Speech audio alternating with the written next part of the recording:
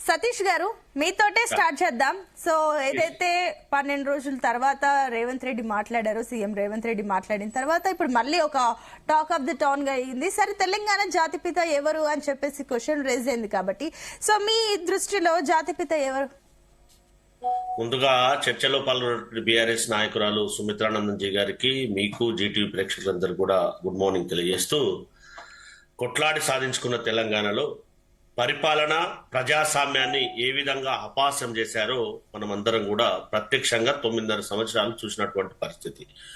తెలంగాణ సాధించుకోవడానికి సరే ఎంతో మంది ప్రాణత్యాగాలు చేస్తే, ఎంతో మంది వివిధ కోణాల్లో ఉద్యమ రూపంలో నిరసన కార్యక్రమాలు చేస్తే, సాగరహారం నుంచి సడక్ బంద్ వరకు సకల జనులు పాల్గొని తెలంగాణ సాధించుకోవడం జరిగిందనేది మనందరికీ కూడా తెలిసిన విషయమే.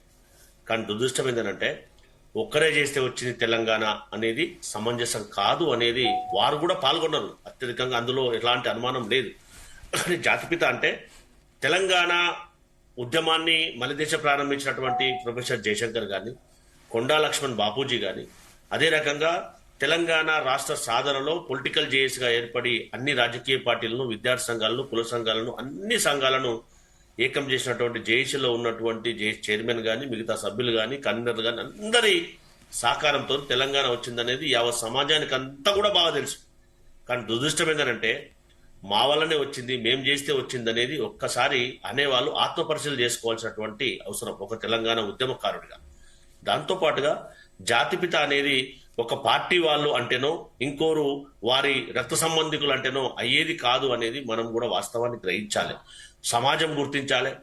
నువ్వు ఆ రకమైనటువంటి త్యాగాలను చేసినటువంటి ప్రత్యక్షత ఉండాలి. అది లేదు అనేదే కదా మనం వాస్తవాన్ని 9.5 సంవత్సరాలు ప్రత్యక్షంగా చూసినటువంటి పరిస్థితి. ఎందుకనంటే ఈ సమాజం కోసం ఏర్పడినటువంటి ఈ తెలంగాణ సమాజం ఎవరైతే త్యాగదనులుగా ఉన్నటువంటి మచ్చుకు తునకగా మొదటి అమరుడైనటువంటి శ్రీకాంతాచారిని గతంలో టీఆర్ఎస్ బీఆర్ఎస్ పెద్దలు ఏ విధంగా ట్రీట్ చేసి ఏం చేశారో కూడా ప్రత్యక్షంగా చూసినటువంటి పరిస్థితి. గౌరవ వారి తల్లిగారైనటువంటి శంకరమ్మ గారు మాట్లాడినటువంటి మాటలు కూడా మనం అందరికి కూడా వినిపిస్తూ ఉంటాయి అప్పుడప్పుడు. సో ఇవన్నీ వాస్తవాలు గ్రహిస్తే తెలంగాణకు జాతిపిత ఎవరనేది ప్రజలు. సరే, మీరు అన్న పాయింట్ కన్సిడర్ చేద్దాము. అయినప్పటికీ కూడా ఇంకొక సరే ఈ అంశాలన్నీ ఒక సైడ్ పక్కన పెడదాం. ఇంకొకటి ఏంటంటే కూడా రేవంత్ రెడ్డి ఒక మాట ఉన్నారు, ఉద్యమ నాయకుడు కూడా కాదన్నట్టు మాట్లాడారు కాబట్టి, సరే మరి ఇవన్నీ లెక్కనే బేరీజ్ వేసుకున్నా మరి ఉద్యమాన్ని ముందు నడిపించింది ఎవరన్న ప్రశ్న కూడా ఉత్పన్నం అవుతుంది కాబట్టి దాని గురించి కూడా ఒకసారి క్లారిటీ ఇవ్వండి. ఉద్యమాన్ని ఎవరు నడిపారో అందులో ఉన్నటువంటి జేఏసీలో ఉన్నటువంటి బీజేపీ గాని, డెమోక్రటిక్ పార్టీ గాని, సిపిఐ గాని, దాంతో పాటు కాంగ్రెస్ పార్టీ తర్వాత చేరినటువంటి కాంగ్రెస్ పార్టీ గాని, దాంతో పాటుగా ఉన్నటువంటి టిఆర్ఎస్ పార్టీ, అప్పుడున్నటువంటి టిఆర్ఎస్ పార్టీ కూడా అందులో భాగస్వామ్యం కావడం అనేది జరిగిందనేది ఈ సమాజానికి అంతా కూడా బాగా తెలుసు.